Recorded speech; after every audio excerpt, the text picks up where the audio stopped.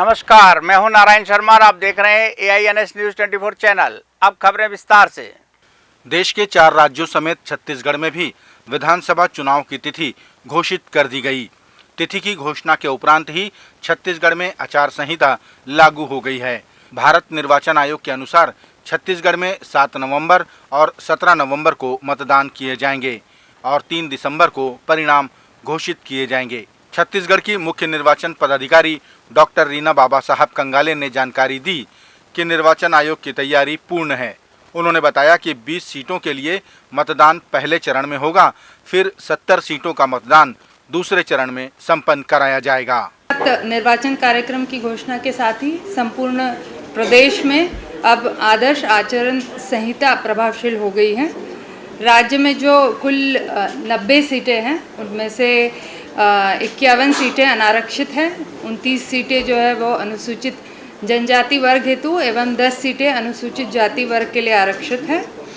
और राज्य में निर्वाचन संपन्न कराए जाने हेतु 90 रिटर्निंग अधिकारियों और 208 सहायक रिटर्निंग अधिकारियों की नियुक्ति की जा चुकी है और उन्हें प्रशिक्षित भी किया जा चुका है। निर्वाचन कार्यक्रम की घोषणा के अनुसार प्रदेश में जो विधानसभा निर्वाचन है वो 2 चरणों में संपादित होंगे। जो प्रथम चरण है वो कुल 20 विधानसभा क्षेत्रों के लिए विधानसभा क्षेत्र क्रमांक 71 से 90 के 5303 मतदान केंद्रों में मतदान संपन्न होगा। और इसका जो कार्यक्रम है वो ऐसा रहेगा कि अधिसूचना का प्रकाशन 13 अक्टूबर को होगा और नामांकन दाखिल करने की अंतिम तिथि 20 अक्टूबर, नामांकन पत्रों की समीक्षा 21 अक्टूबर को होगी, नाम वापसी की स्थिति 23 अक्टूबर तक और मतदान की तिथि जो है वो 7 नवंबर, मतगणना की तिथि 3 दिसंबर और तिथि जिसके पूर्व निर्वाचन संपादित होंगे वो 5 दिसंबर। द्वितीय चरण के जो विधानसभा क्षेत्र है वो 70 रहेंगे और विधानसभा क्षेत्र क्रमांक 1 से 70 तक 18,806 मतदान केंद्रों में मतदान संपन्न होगा। इसमें अधिसूचना के प्रकाशन की जो तिथि है वो 21 अक्टूबर होगी, नामांकन दाखिल करने की अंतिम तिथि 30 अक्टूबर, नामांकन पत्रों की समीक्षा 31 अक्टूबर को होगी और नाम वापसी 2 नवंबर तक होगी। मतदान की तिथि जो है 17 नवंबर, मतगणना की तिथि 3 दिसंबर और तिथि जिसके पूर्व निर्वाचन संपादित होगा वो है 5 दिसंबर 2023। सोमवार को भारतीय जनता पार्टी ने अपने 64 प्रत्याशियों के नाम और उजागर कर दिए। इनके पूर्व भाजपा ने 21 प्रत्याशियों की सूची जारी की थी। अब तक कुल 85 प्रत्याशियों के नामों की घोषणा भारतीय जनता पार्टी कर चुकी है।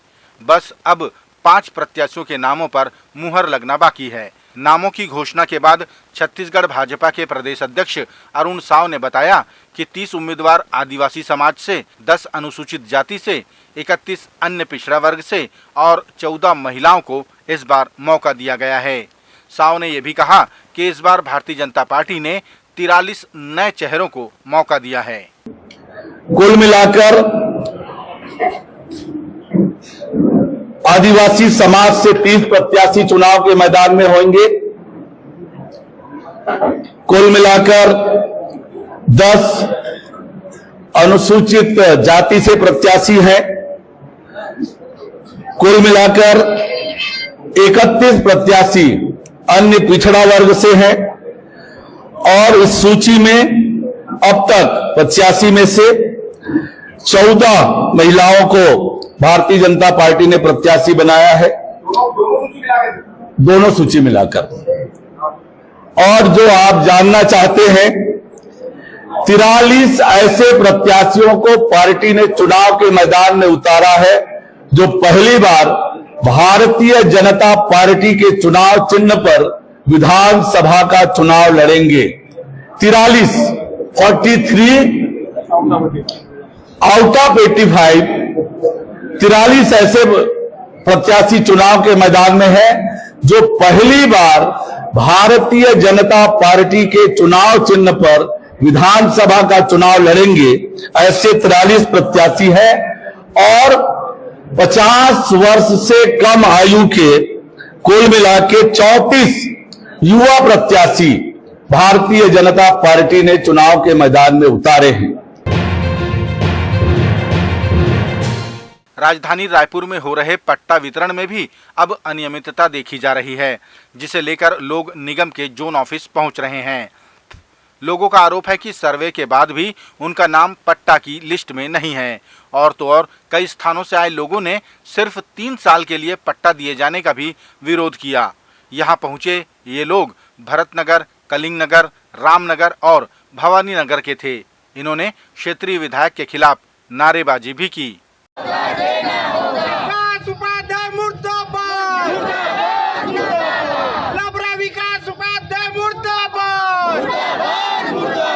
हम अपना अधिकार मांगते, किसी से भीख मांगते। छत्तीसगढ़ के पूर्व मुख्यमंत्री डॉक्टर रमन सिंह ने कहा कि भारतीय जनता पार्टी ने 2 तरीके से जनता के बीच पहुंचने का काम किया। एक तो राज्य के 2 स्थानों से निकाली गई परिवर्तन यात्रा के माध्यम से, जिसमें बड़े बड़े नेता शामिल हुए। उसके बाद प्रधानमंत्री की सभा के माध्यम से लोगों के बीच पहुंचने का कार्यक्रम भी सफल रहा। पूर्व मुख्यमंत्री ने कहा कि इन दोनों तरीकों से भाजपा ने जनता को बताया कि राज्य की कांग्रेस सरकार भ्रष्टाचार में कितनी और कैसे लिप्त है और केंद्र की योजनाओं का लाभ जनता तक कैसे नहीं पहुंचने देती। 2 तरीके से जनता के सामने प्रस्तुत करने का काम किया है।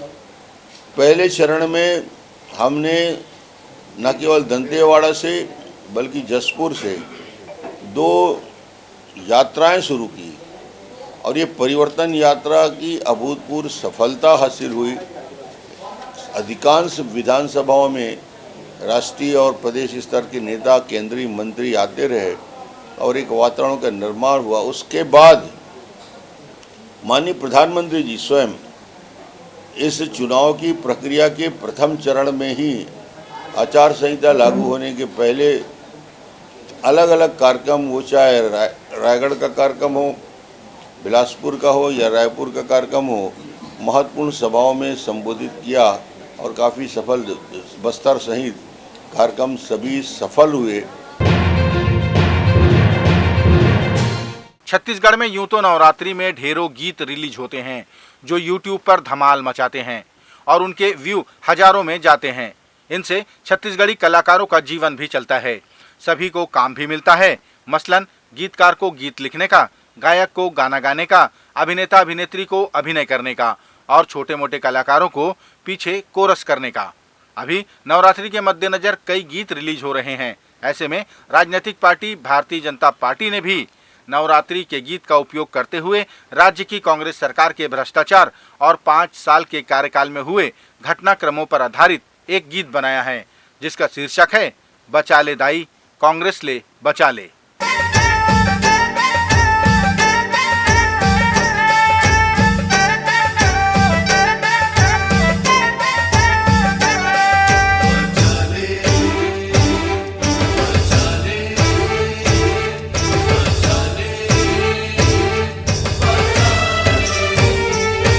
बचा ले दाई वो, बचा ले दाई वो, बचा ले दाई वो, बचा ले दाई वो।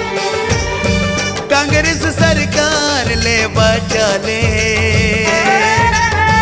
कांग्रेस सरकार ले बचा ले, बचा ले दाई वो, बचा ले दाई वो, बचा ले दाई वो, बचा ले दाई वो।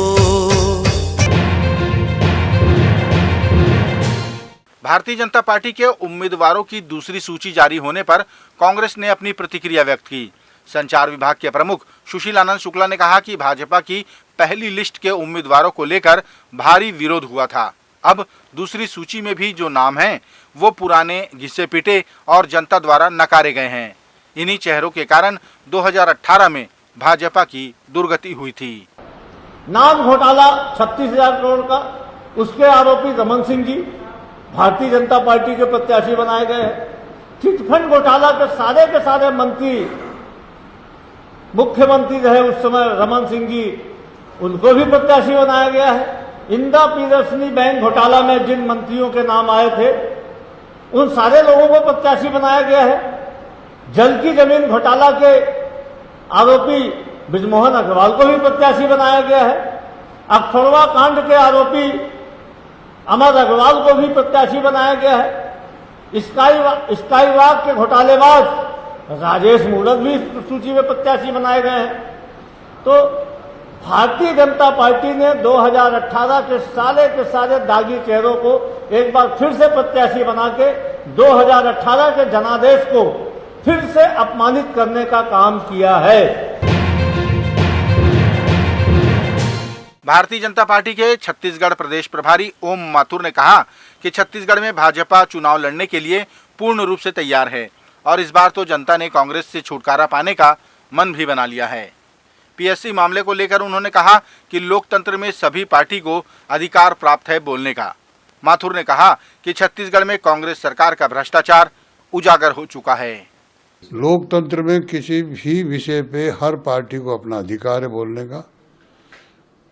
पूर्ण रूपेण से इनका भ्रष्टाचार उजागर हो चुका है। कोई विधायक या कोई दल ऐसा नहीं बचा, कोई भी क्षेत्र ऐसा नहीं बचा जो इन्होंने भ्रष्टाचार नहीं किया हो। प्रधानमंत्री की जितनी गरीब कल्याण योजनाएं इन्होंने भ्रष्टाचार किया है और उसका उदाहरण हमारा पार्टी का जो वर्कर्स गांव गांव गली गली गौशाला जैसे में इन्होंने पैसा खाया है। तो इसलिए वो बोलने का अधिकार नहीं है, लेकिन इसका निर्णय वहाँ की जनता करेगी।